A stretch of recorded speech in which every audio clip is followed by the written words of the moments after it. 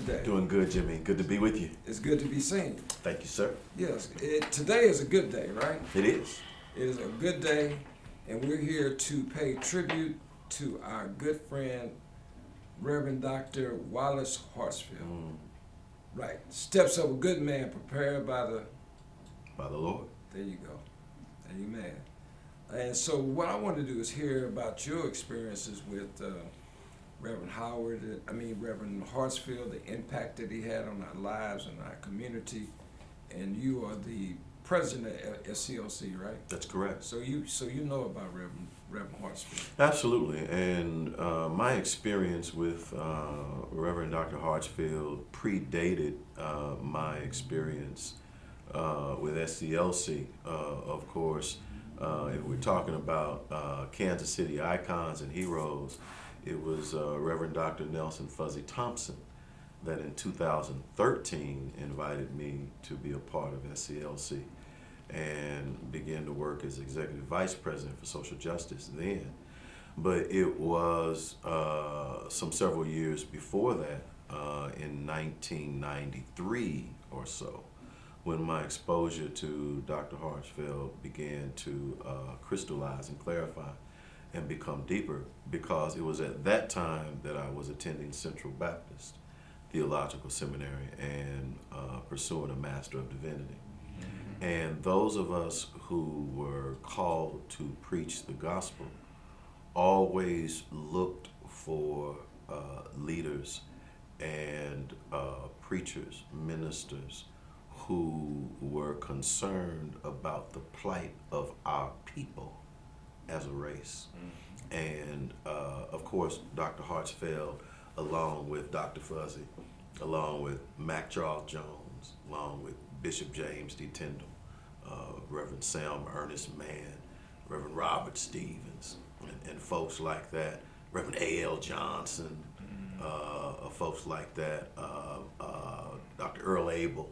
These were the kind of folks that were answering their call to preach the gospel, but they knew that it included at the core the freedom and liberation of our people. And that was attractive for me, somebody who had been influenced by Black consciousness and had been influenced by our desire to be free as a people.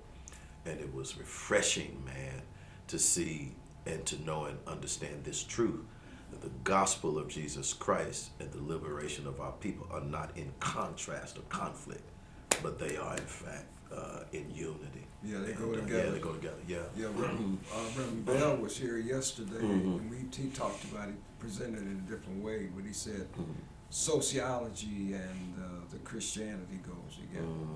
Yeah. Absolutely. Yeah. So, what's some of your experiences that you had with Reverend Hartsfield? I saw Reverend Hartsfield first of all as a preacher. That was my first encounter with him, and that the texts, that scriptural text, the holy text, the sacred text, that God led him to preach from, were texts that paralleled our liberation struggle as a people. Dr. Hartsfield would preach sermons about freedom and liberation and justice that mirrored those kinds of efforts within the biblical text as God was working with people to be liberated and free in Scripture.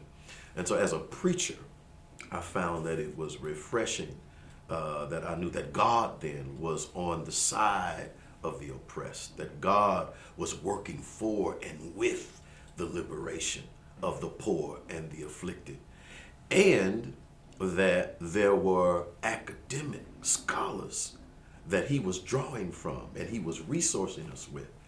People like Kane Hope Felder, African-American biblical interpreter. Right.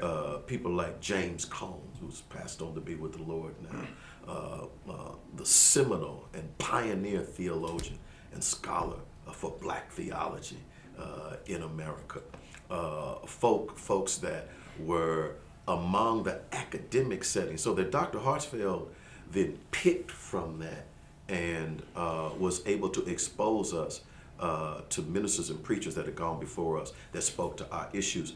But then, not only as a preacher, as a caregiver, because I saw and experienced him minister and care for ministers such as myself and others across this city with care and mercy and compassion, and he refused to throw anybody away. Yeah. He didn't discard anybody, man. Didn't throw anybody away. Yeah.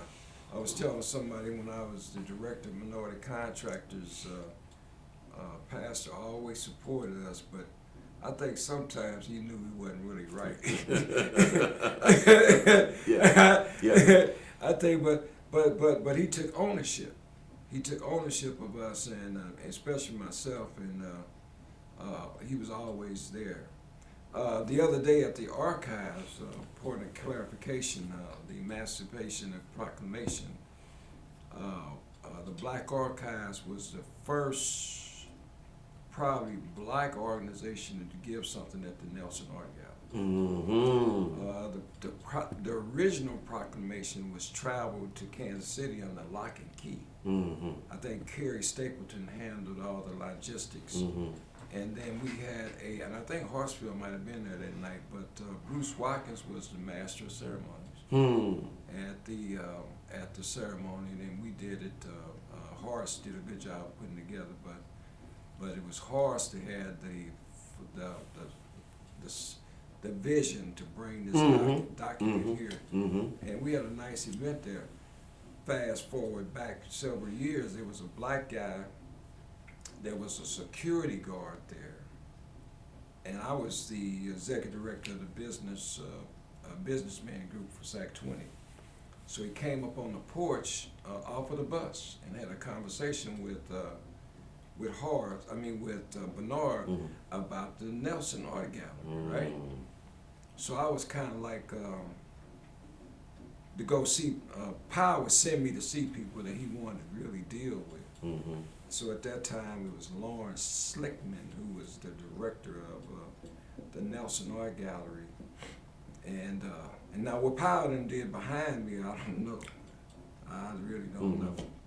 But I was invited there for some event, and I remember I saw Mrs. Grozo. I was at 1129 Walnut. She was the next door. She was there, so this was really a crusty event, right? Mm-hmm.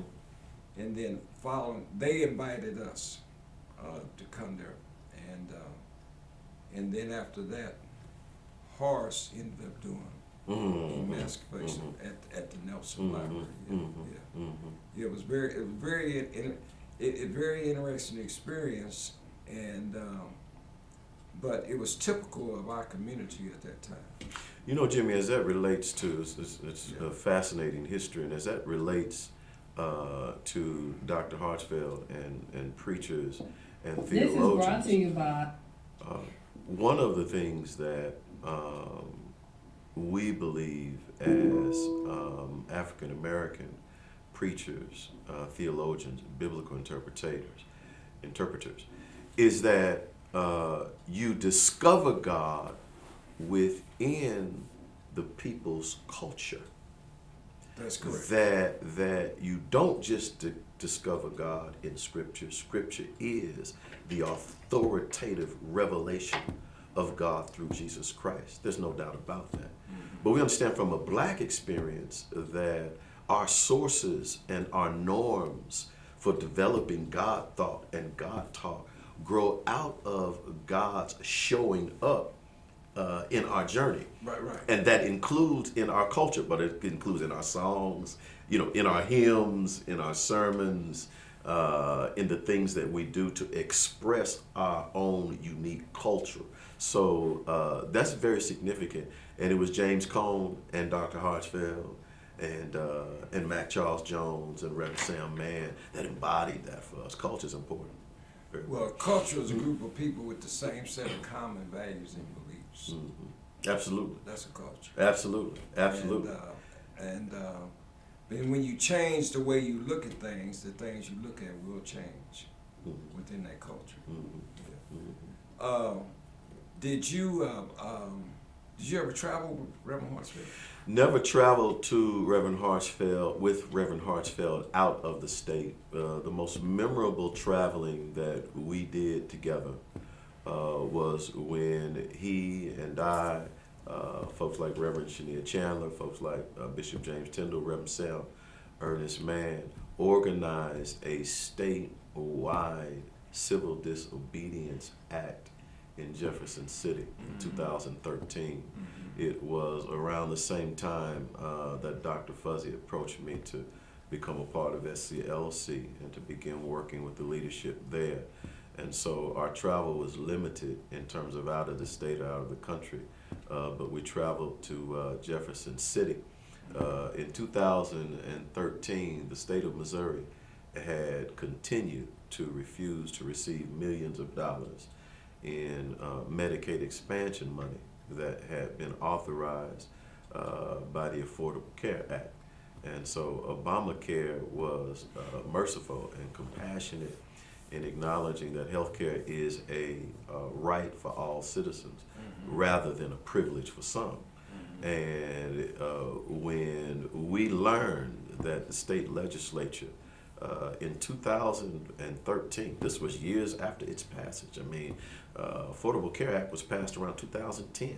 I mean, the second year into Mr. Obama's presidency, and still 3 years later, nothing had been done in the state of Missouri.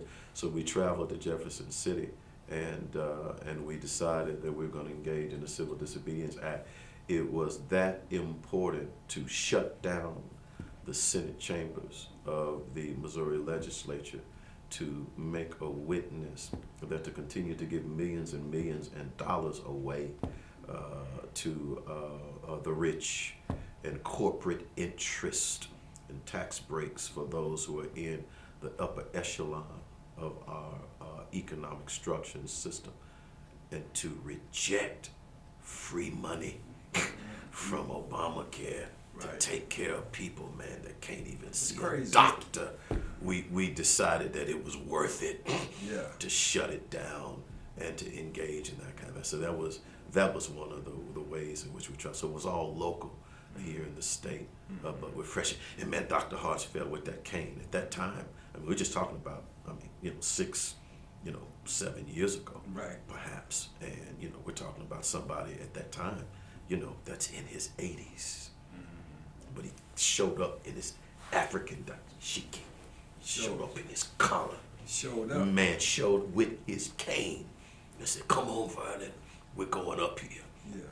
And we went up there, and it was the beginning of a broader witness for Medicaid expansion. And you used to always say, whatever you do the right thing.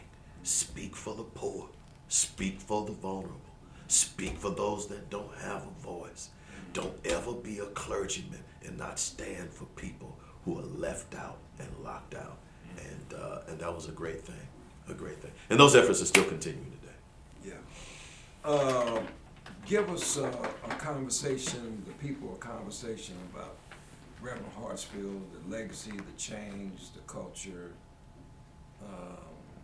in your closing remarks. I think one of the things that goes unnoticed by many is his humor. And there were certain people that he felt the liberty and freedom to make fun of. I was one of them, and he would generally make fun of either my clothing or the way that I speak or talk or my walk. And he would tell me that you walking like you think you somebody. And I told him, yeah, I do walk like I think I'm somebody because I'm walking next to you and you somebody. Right. He would always talk about poor Papa Reverend Lloyd Fields. I don't know how. If Reverend Lloyd Fields hears this or sees this, I know he's going to say amen to it. That there are certain people that he would pick on and talk about and criticize and tell some jokes that I cannot repeat on the Cascade media platform. But nevertheless, no, that was all in love. Yes. All in love and all in brotherhood and sisterhood. And it is that humor, I think, that twinkle in his eye and that wit in which he would look at you and embrace you and talk about you at the same time that we will miss. It was nurturing, it was caring, and it was strengthening, and we'll miss that. We'll miss him here too, because he never denied activity here at Cascade Media. We were looking at the deal today. It was 2013 was his first interview, and he's 80-something then, right? Right. And he supported us, and we're ever appreciative, and that's one of the reasons why we laying it out for him now. Absolutely. And you got a chance to lay it out with us for the great Reverend Dr. Wallace Hartsfield. Well, it's a privilege to be with Cascade Media. Man, we appreciate you stopping by today. Thank you so much. Okay, thank you. All right.